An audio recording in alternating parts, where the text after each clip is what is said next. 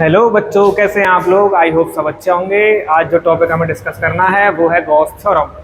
तो Gauss theorem क्या कहती है? गॉस थ्योरम बताती है कि किसी भी क्लोज सरफेस से अगर हमको इलेक्ट्रिक फ्लक्स निकालना है तो जो इलेक्ट्रिक फ्लक्स होगा किसी क्लोज सरफेस के थ्रू, वो उस सरफेस के अंदर जितना भी चार्ज इनक्लोज है उसके 1/एप्सिलॉन नॉट टाइम्स होता है।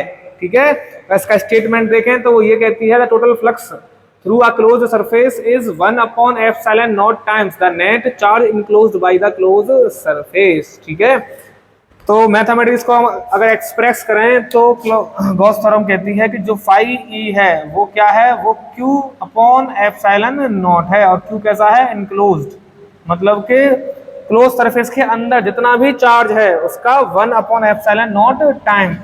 अगर इसको हम लिखें तो ऐसे भी लिख सकते हैं surface integration of E dot D A. ठीक है, तो ये होता है गॉस थ्योरम। अब देखो यहाँ पे हमने दो बार बात की है क्लोज सरफेस की, तो क्या सिर्फ गॉस थ्योरम क्लोज सरफेस पर ही वैलिड है? नहीं, ऐसा कुछ नहीं है। गॉस थ्योरम ओपन सरफेस और क्लोज सरफेस दोनों के लिए वैलिड है, दोनों जगह काम करती है। लेकिन ओपन सरफेस में क्या होता है, हमारे पास एक कॉन्सेप्ट आता है जिसको हम बोलते हैं गॉसियन सरफेस। क्या बोलते हैं? उसमें हमको इमेजिन करना पड़ता है इमेजिनरी सरफेस जिसको हम बोलते हैं गॉसियन सरफेस। गॉसियन सरफेस क्या करता है, उस चार्ज को इनक्लोज कर देता है जो कि कैसा चार्ज है? ओपन चार्ज है। ठीक है, उसको क्या करेगा? गॉसियन सरफेस इनक्लोज कर देगा। इसके कुछ कंडीशन होती हैं गॉसियन सरफेस बनाने की। तो पहली बात तो ये होती है कि गॉसियन सरफेस के ऊपर सरफेस पर जितना भी इलेक्ट्रिक फील्ड होगा वो सब कैसा होना चाहिए? सेम। यानी कि सरफेस के हर पॉइंट पर इलेक्ट्रिक फील्ड कैसा होना चाहिए? सेम। तो electric field must be same at all points of Gaussian surface. ठीक है, पहली बात तो जब भी हम गॉसियन सरफेस बनाएंगे तो ये बात ध्यान रखनी है कि जो इलेक्ट्रिक फील्ड है वो गॉसियन सरफेस के हर पॉइंट पर कैसा होना चाहिए? सेम। दूसरी बात, जिस चार्ज को हम इनक्लोज्ड कर रहे हैं गॉसियन सरफेस के अंदर, उस चार्ज से गॉसियन सरफेस कैसा होना चाहिए? सिमेट्रिक होना चाहिए। यानी कि उस चार्ज के चारों तरफ गॉसियन सरफेस की डिस्टेंस सेम होनी चाहिए। ठीक है, तो गॉसियन सरफेस मस्ट, तो Gaussian surface should be symmetric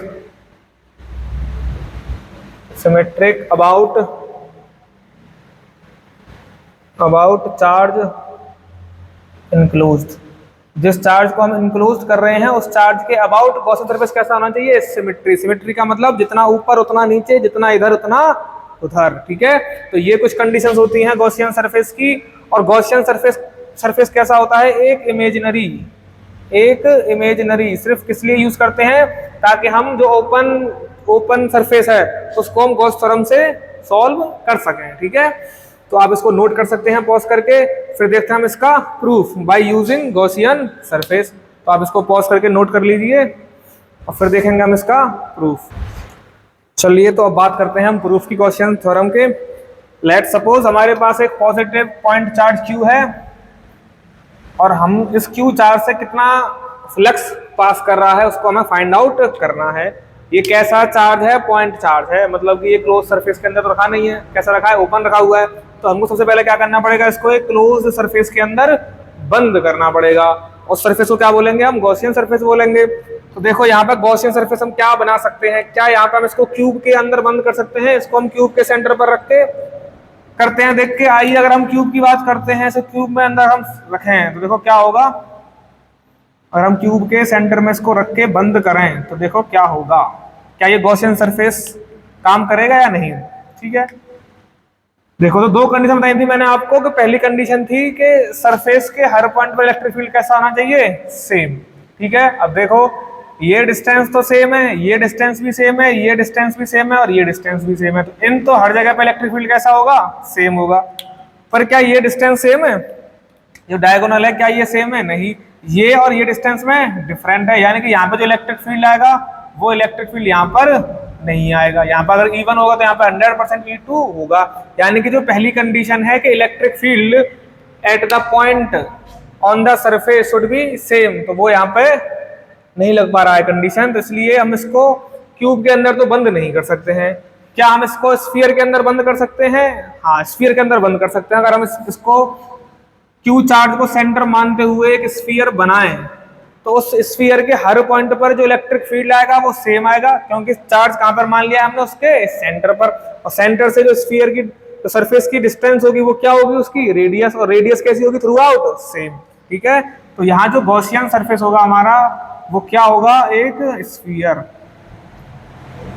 है ना। और स्फीयर होगा और उसका सेंटर क्या है? उसका सेंटर है अपना चार्ज, जो कि है पॉजिटिव Q। ठीक है, अब देखो इस सरफेस के हर पॉइंट पर इलेक्ट्रिक फील्ड कैसा होगा? सेम, क्योंकि कहां पर रखा हुआ है? ये इसके सेंटर पर रखा हुआ है। ठीक है, दूसरी बात, इस चार्ज के अबाउट क्या है? सिमेट्री भी है। तो दोनों कंडीशन यहाँ पे फॉलो कर रही है, इसलिए हमने क्या लिया है? गॉसियन सरफेस को हमने लिया है स्फीयर। और रेडियस कितनी है इस स्फीयर की? इसको लेट सपोज इसको मान लेते हैं स्मॉल r। ठीक है, तो ये रेड है, ये क्या है? अपना गॉसियन सरफेस को क्या बोलते हैं? Gaussian surface. चलिए अब लगाते हैं इसमें गॉस थ्योरम।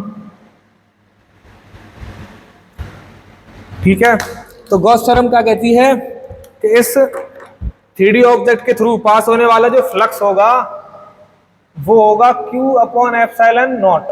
ठीक है, इसी को लिखते हैं हम integration E dA cos theta. ठीक है, चलिए सॉल्व करते हैं। अगर हमें यहाँ से इलेक्ट्रिक फील्ड चाहिए, यानी कि हमें क्या करना पड़ेगा? यहाँ पे एलिमेंट कट करने पड़ेंगे, क्योंकि 3D बॉडी है। ठीक है, हमने यहाँ पे एक एलिमेंट कट किया जिसको हमने बोला ये dA इसका एरिया है, dA। अब चार्ज पॉजिटिव है, चार्ज अगर पॉजिटिव है तो इलेक्ट्रिक फील्ड कैसा बनना होगा? आउटवर्ड। कैसा बनना होगा? Outward from the charge. ठीक है, तो ये डायरेक्शन इसके इलेक्ट्रिक फील्ड की होगी, बिल्कुल होगी। और यही डायरेक्शन किसकी होगी? इसके एरिया और वेक्टर की भी यही डायरेक्शन होगी, क्योंकि एरिया वेक्टर क्या होता है? Normal to plane.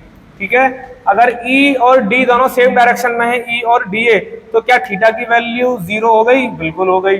ठीक है, तो थीटा की वैल्यू कितनी हो गई? 0 डिग्री सेल्सियस हो गई। तो अगर हम सॉल्व करें Q अपॉन एप्सिलॉन नॉट बराबर, देखो तो E dA और cos 0, और जो इलेक्ट्रिक फील्ड होगा due to this point charge Q at a distance r, वो कितना होगा?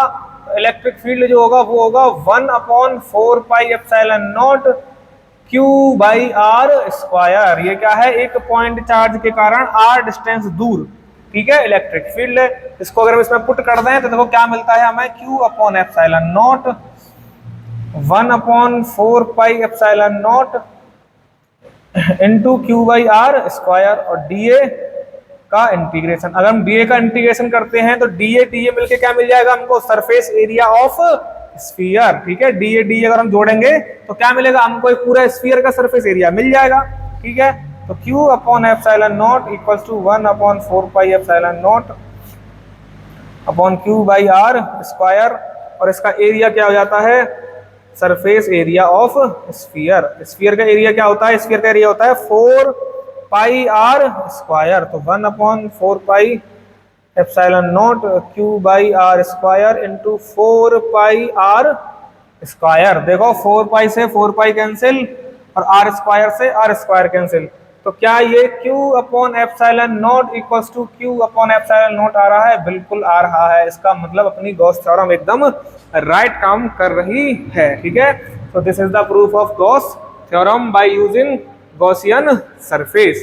ठीक है, इसको नोट कीजिए, फिर हम बात करेंगे गॉस थ्योरम की एप्लीकेशंस की। चलिए इसको आप नोट कीजिए पॉज करके। चलिए तो देखते हैं फर्स्ट एप्लीकेशन को, जो है electric field due to infinitely charged long wire. Due to infinitely long charged एक वायर है जो कि बहुत लंबा है और जो कैसा है? चार्ज है। उस चार्ज वायर की वजह से उस वायर के आसपास कहीं भी अगर हमको इलेक्ट्रिक फील्ड निकालना हो तो उसको हम गॉस थ्योरम से कैलकुलेट कर सकते हैं। आइए वही करते हैं आज हम यहाँ। ठीक है, देखते हैं कैसे सॉल्व करते हैं। देखो सरफेस कैसा है? ये 2D सरफेस है, मतलब के 1D सरफेस है, सिर्फ लीनियर है, तो ओपन सरफेस है। तो उसको सबसे पहले क्या करना पड़ेगा हमको? एक क्लोज सरफेस के अंदर इसको बंद करना पड़ेगा, जिसको हम बोलते हैं गॉसियन सरफेस। उसकी दो कंडीशन है, जो सरफेस होना चाहिए वो उसके हर पॉइंट पर इलेक्ट्रिक फील्ड क्या होना चाहिए? सेम।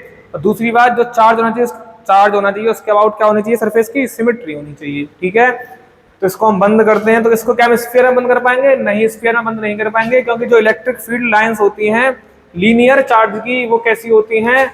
अगर यूनिफॉर्मली डिस्ट्रीब्यूटेड है तो वो ऐसी होती हैं, ठीक है। तो हमको ऐसा सरफेस चाहिए जिसके हर पॉइंट पर जो इलेक्ट्रिक फील्ड हो वो कैसा हो? सेम, ठीक है। तो यहाँ जो सरफेस बनता है वो बनता है सिलेंड्रिकल। कैसा बनता है? सिलेंड्रिकल, जिसके सेंटर पर क्या रखा है? ये चार्ज्ड वायर, ठीक है। तो हम कंसीडर करेंगे एक एल लेंथ का सिलेंडर, जिसके सेंटर पर क्या रखेंगे हम? इस चार्ज्ड वायर को, ठीक है। तो हमने एक सिलेंडर बना रहे हैं जिसकी रेडियस होगी आर। थोड़ा अच्छा सा डायग्राम बनाना चाहिए, और ये बोर्ड के लिए ना इंपॉर्टेंट टॉपिक है ना, डेरिवेशन में पूछा जाता है थ्योरी में। ये हमने एक सिलेंडर मान लिया जिसके सेंटर पर क्या रख दिया है हमने? चार्ज। और हमारी ऐसी इच्छा है या हमारा ऐसा मानना है कि इससे आर डिस्टेंस दूर एक पॉइंट है ना। इस पी पॉइंट पर क्या निकालना है हमको? इस तार की वजह से इलेक्ट्रिक फील्ड, ठीक है। अब देखो, क्या इस सिलेंडर के हर पॉइंट पे इलेक्ट्रिक फील्ड सेम होगा? बिल्कुल सेम होगा, क्योंकि देखो ये भी आर, यहाँ भी आर, यहाँ भी आर, यहाँ भी आर, यहाँ भी आर। तो अगर डिस्टेंस सेम है तो इलेक्ट्रिक फील्ड भी सेम होगा। इलेक्ट्रिक फील्ड क्या होता है? E equals to KQ/R²। अगर R कांस्टेंट तो इलेक्ट्रिक फील्ड भी कांस्टेंट, ठीक है। इस चार्ज की एक लीनियर चार्ज डेंसिटी हमको दी हुई है लैम्डा, ठीक है। तो लैम्डा क्या है? Lambda is the charge density, linear charge density और डिस्ट्रीब्यूशन एक ही बात होती है। तो लैम्डा इसकी क्या दे रखी है हमको? चार्ज डेंसिटी, ठीक है। चलिए लगाते हैं गॉस थ्योरम। तो अप्लाई गॉस थ्योरम।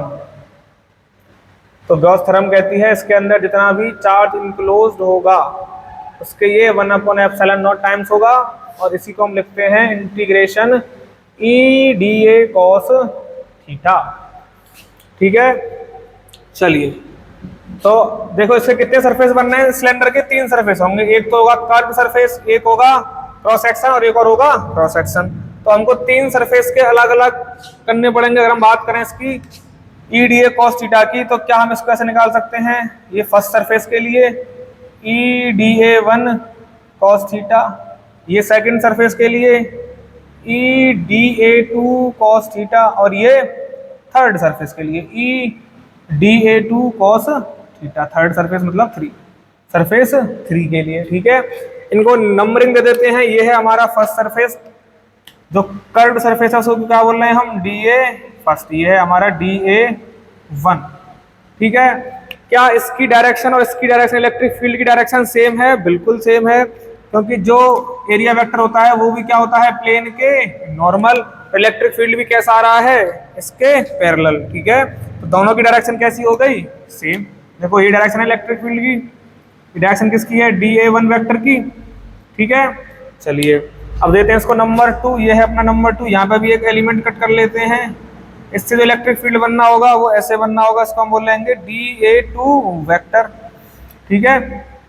इधर भी कट कर देते हैं, इसको हम बोलेंगे DA3। इसको क्या बोलेंगे? DA3। उसका जो एरिया वेक्टर होगा वो कैसा होगा? ऐसे होगा, है ना, प्लेन के परपेंडिकुलर। तो देखो ये इलेक्ट्रिक फील्ड और ये कितना एंगल बन रहा है? तो क्या यहाँ पर थीटा 90 बन रहा है? बिल्कुल। तो यहाँ पे थीटा कैसा बन रहा है? 90 डिग्री। यहाँ पे भी थीटा कैसा बन रहा है? 90 डिग्री, ठीक है। θ1, θ2 और θ3 कर लेते हैं। ये है θ2, ये है θ3 और ये है θ1। θ1 कितना आया था? 0 डिग्री। इनकी वैल्यूज पुट करते हैं। आइए, तो जो फाई है EdA1 cos 0 plus EdA2 cos 90 plus EdA3 cos 90। cos 90 की वैल्यू होती है 0, तो ये भी 0, ये भी 0। सिर्फ क्या बचा? फाई इक्वल्स टू 1 EdA1, ठीक है। इलेक्ट्रिक फील्ड तो कांस्टेंट होगा, इलेक्ट्रिक फील्ड तो निकालना ही, तो इलेक्ट्रिक फील्ड को बाहर निकाल देते हैं। अगर हम DA1 को जोड़ें, अगर हम DA1 को इसके ऊपर जितने भी कंपोनेंट हैं कर्व सरफेस के ऊपर जोड़े हैं, तो क्या वो हमको कर्व सरफेस बनाता है पूरा? बिल्कुल बनाता है। देखो अगर हम ये जो है, ये अगर मार्कर है, इसका कर्व सरफेस यही तो है। अगर मैं इसका एक एलिमेंट कट करूं और सारे एलिमेंट्स को जोड़ दूं जो कर्व एरिया पर, कर्व सरफेस पर हैं, तो क्या मुझे वो उस पूरे कर्व सरफेस का एरिया देंगे? बिल्कुल देंगे। और जो कर्व सरफेस का एरिया होता है वो क्या होता है? Phi equals to electric field into area. और एरिया भी किसका? कर्व्ड सरफेस का ले रहे हैं, area of curved surface. Curved surface का एरिया होता है वो होता है 2 पाई आर इंटू एल। ये कैसे आता है 2 पाई आर एल? तो समझ सकते हैं इस चीज को। अगर इस सिलेंडर को हम बीच में से काटें तो क्या ये एक प्लेन शीट बन जाएगी? बिल्कुल बन जाएगी, जिसकी चौड़ाई कितनी है? 2 पाई आर, और इसकी लेंथ कितनी होगी? एल। तो अगर ये प्लेन बन गया तो इसका एरिया क्या होगा? इसका एरिया होगा 2 पाई आर, यानी कि चौड़ाई गुणा लंबाई। तो यहां से आता है एरिया ऑफ कर्व्ड सरफेस। तो क्या आ गया? फाई इक्वल्स टू, तो जो फाई हमें मिल रहा है वो कितना मिल रहा है? फाई इक्वल्स टू आ रहा है E into 2 pi R into L. अब देखो फाई की वैल्यू क्या हम यहां से लगा सकते हैं? बिल्कुल, तो ये होगी Q enclosed upon epsilon naught equals to E 2 pi R L. ठीक है, अभी सॉल्व नहीं हुआ है, अभी थोड़ी जगह कम पड़ रही है, तो इसको साफ करते हैं ऊपर वाले को, फिर देखते हैं क्या निकल के आता है इलेक्ट्रिक फील्ड। चलिए तो देखते हैं। अब Q इनक्लोज कितना होगा? जितना इस चार्ज के, देखो अगर इसकी चार्ज डेंसिटी है लेमडा, तो क्या lambda equals to Q upon L होगा? इस सिलेंडर को देखो तो हाँ, तो Q इनक्लोज्ड कितना होगा? तो Q इनक्लोज्ड जो होगा वो होगा लेमडा इंटू स्मॉल एल। बिल्कुल होगा। ठीक है, इसकी वैल्यू हम पुट कर देते हैं इसमें, तो क्या मिलेगा हमको? Lambda into L upon epsilon naught equals to E into 2 pi R into L. ठीक है, एल से एल कट रही है, इलेक्ट्रिक फील्ड की जो वैल्यू आ रही है वो क्या आ रही है? Lambda upon epsilon naught into 2 pi R, यानी कि जो इलेक्ट्रिक फील्ड है वो आर के इनवर्सली प्रोपोर्शनल आ रहा है। यानी कि जितना दूर हम इस वायर से चलेंगे उतना इलेक्ट्रिक फील्ड की वैल्यू कम होगी। ठीक है, तो ये है आपकी पहली application, electric field due to infinitely long charged wire. I hope आपको समझ में आई होगी। अगर नहीं आती है तो आप कमेंट सेक्शन में बता सकते हैं। ठीक है, आप इसको नोट कीजिए पॉज करके, फिर चलते हैं नेक्स्ट एप्लीकेशन पर।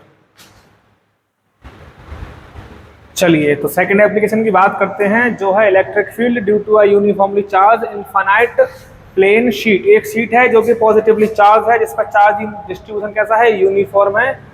उस शीट की वजह से उस शीट के आसपास का इलेक्ट्रिक फील्ड हमको क्या करना है? कैलकुलेट करना है। लेट सपोज इस शीट की जो सरफेस चार्ज डिस्ट्रीब्यूशन है या डेंसिटी है वो है सिग्मा। सिग्मा क्या है? सरफेस चार्ज डेंसिटी या डिस्ट्रीब्यूशन। ठीक है, जो कि क्या होता है? Sigma equals to Q upon charge पर यूनिट एरिया। ठीक है, इससे हमको क्या निकालना है? Electric field. तो क्या करना पड़ेगा हमको? सबसे पहले तो चार्ज को, ये जो है ऑब्जेक्ट है कैसा है हमारा? ओपन सरफेस है। ठीक है, इसको पहले हमें क्या करना पड़ेगा? क्लोज्ड सरफेस में कन्वर्ट करना पड़ेगा। ठीक है, तो देखो कैसे कैसे बंद करेंगे। तो यहाँ भी जो हम गॉसियन सरफेस यूज करेंगे वो क्या होगा? वो होगा अपना सिलेंडर। ठीक है, क्या होगा? सिलेंडर या क्यूबॉइड, दोनों में से कुछ भी यूज कर सकते हैं। तो यहाँ पे हम जो ले रहे हैं इसको क्या ले रहे हैं? सिलेंडर ले रहे हैं। ठीक है, तो ये हमने सिलेंडर लिया। ठीक है, जिसकी लेंथ है एल बाई, ये एल बाई 2 है और यहाँ पे एल बाई 2 है। टोटल लेंथ कितनी होगी इसकी? एल।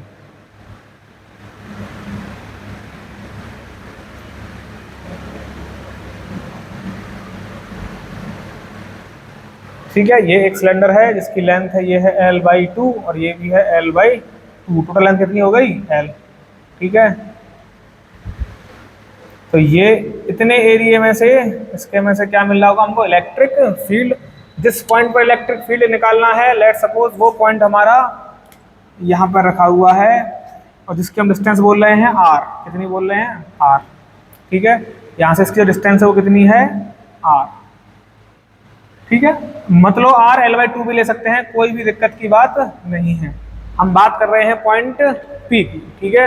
तो क्या लगाएंगे यहाँ पे, हम वही लगाएंगे गॉस थ्योरम। तो लगाते हैं गॉस थ्योरम, ठीक है। ऐसा आर को हटाओ, अभी आर की कोई जरूरत नहीं है। इस P पॉइंट पर जो कितनी दूर है यहाँ से, L/2 डिस्टेंस की दूरी पर है, ठीक है।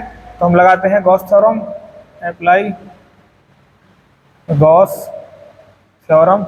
वो क्या कहती है, किसी भी क्लोज सरफेस से पास होने वाला जो इलेक्ट्रिक फ्लक्स होता है वो उस सरफेस के अंदर जितना चार्ज इनक्लोज्ड है उसके 1/ε0 टाइम्स होता है।